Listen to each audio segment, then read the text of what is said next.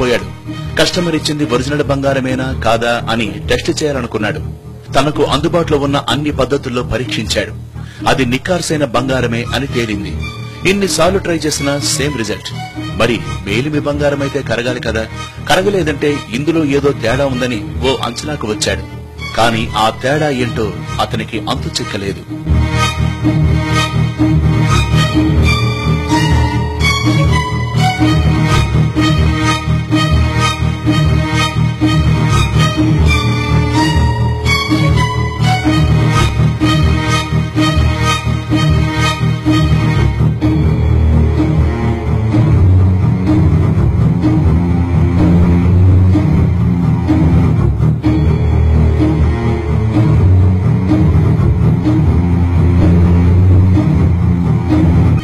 Mystery ఏంటో తేల్చడానికి ఈ gold ముక్కను టెస్టింగ్ కోసం ల్యాబ్ కు పంపాడు.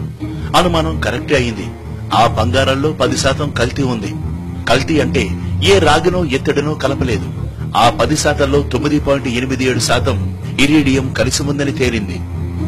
అది కరుగుతుంటే కరగట్లేదు, కరిగిస్తుంటే కరగట్లేదు. అది అట్లా శుద్ధలాగా ఉండిపోయింది. దానివల్ల అనుమానం వచ్చి దీంట్లో టెస్టింగ్ పెడితే దాంట్లో ఇరీడియం ఉందని తేలింది. దాంట్లో 9.87 ఉందండి. సుమారు వచ్చి 10 గ్రాములంటే సుమారు 17,000 దాకా నష్టం వచ్చింది. బంగారాన్ని కల్తీ చేయడం అనేది కొత్త కాదు. నిజానికి ఏ నగలోనూ 100% ప్యూర్ గోల్డ్ ఉండదు. అంతో ఇంతో కాపర్ కలుపుతారు. ఇది అందరికీ తెలిసిన విషయమే. అయితే కాస్త జాగ్రత్తగా పరిశీలిస్తే రాగి కలిసిన బంగారాన్ని సామాన్యులు సైతం గుర్తుపట్టగలరు. కాపర్ కలిస్తే లైట్ గా బంగారం రంగులో తేడా కనిపిస్తుంది. కాపర్ వల్ల ఆరోగ్యానికి వచ్చే నష్టం లేదు. కానీ ఇరీడియం అలా కాదు. దాని రేడియేషన్ పవర్ ఎక్కువ. సో ఇరీడియం కలిసిన బంగారు నగల్ని ధరిస్తే క్యాన్సర్ వచ్చే అవకాశాలు ఎక్కువని డాక్టర్లు హెచ్చరిస్తున్నారు. ఇరీడియం 192 కనుక పొరపాటును కూడా మిక్స్ అయినట్లయితే మాత్రం దానివల్ల సైడ్ ఎఫెక్ట్స్ అనేది డెర్మటైటిస్, స్కిన్ ప్రాబ్లమ్స్, తర్వాత లాంగ్ టర్మ్ యూసేజ్ ఎక్కువ కాలం 10-15 ఏళ్ళు కనుక దీనికి ఎక్స్పోజ్ అయినట్లయితే ఇరీడియం 192కి దానివల్ల లో డోస్ రేడియేషన్ బాడీలో రావడం వలన క్యాన్సర్స్ అవి వచ్చే అవకాశం, ఎస్పెషల్లీ లుకీమియాస్ లేకపోతే లింఫోమాస్ అనే క్యాన్సర్స్ అలా రావచ్చు. అక్యూట్ గా కనుక దీనికి ఎక్స్పోజ్ అయినట్లయితే ఎక్కువ డోస్ కనుక ఉన్నట్లయితే మాత్రం దానివల్ల సైడ్ ఎఫెక్ట్స్ నాజియా, వామిటింగ్ అలాంటి సైడ్ ఎఫెక్ట్స్ రావచ్చు. మరి ఇలాంటి సమస్యలు తలెత్తకుండా ఇరీడియంను గుర్తించేది ఎలా? కంటి చూపుతోనో సాధారణ పరీక్షలతోనో ఇది సాధ్యం కాదు. ప్రత్యేకంగా కంప్యూటరైజ్డ్ ఎక్స్రే మిషన్ ద్వారా మాత్రమే పసిడిలో దాగున్న ఇరీడియంను పసిగట్టవచ్చు అంటున్నారు నిపుణులు. ఇరీడియం అనేది కొత్తగా మెటల్ వచ్చింది. అదేమో ఏమవుతుందంటే మీరు మాన్యువల్ టెస్టింగ్ పెట్టినా కూడా దొరకదు. 99కి 99 చూపిస్తుంది. మీరు బిస్కెట్ లో కలిపినా కూడా అది బయట పడదు. నా రిజల్ట్ మాత్రం పక్కగా ఏది ఉన్నా సరే యాస్టిస్ గా బయటపడిపోతుంది. ఇంత ప్రమాదకరమైన ఇరీడియంను బంగారంలో కలపడానికి కారణాలేంటి? కాపర్ సహా మరే ఇతర మెటల్ కలిపినా ఇట్టే తెలిసిపోతుంది. అయితే ఇరీడియంను కలిపినా అది కల్తీ బంగారమని గుర్తించలేదు. ఎన్నిసార్లు టెస్టులు చేసినా అది ప్యూర్ గోల్డ్ అనే రిజల్ట్ వస్తుంది. బిస్కెట్ లో కన్నా నగల్లోనే ఇరీడియం ఎక్కువగా మిక్స్ చేస్తారు. ఇరీడియం చౌకగా దొరుకుతుంది.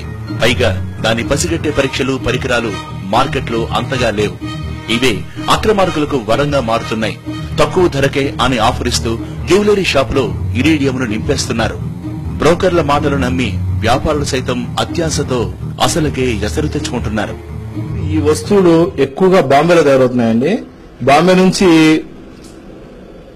హోల్సేల్ వ్యాపారస్తులకి చాలా తక్కువలో ఇవ్వడానికి వాళ్ళు మొగ్గు చూపుతున్నారు.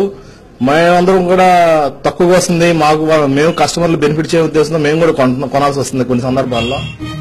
బంగారంలో ఇరీడియంను కలిపి దొంగదందా చేస్తున్న విషయం ముంబైలో బయటపడింది. గోల్డ్ మార్కెట్ ను షేక్ చేసింది.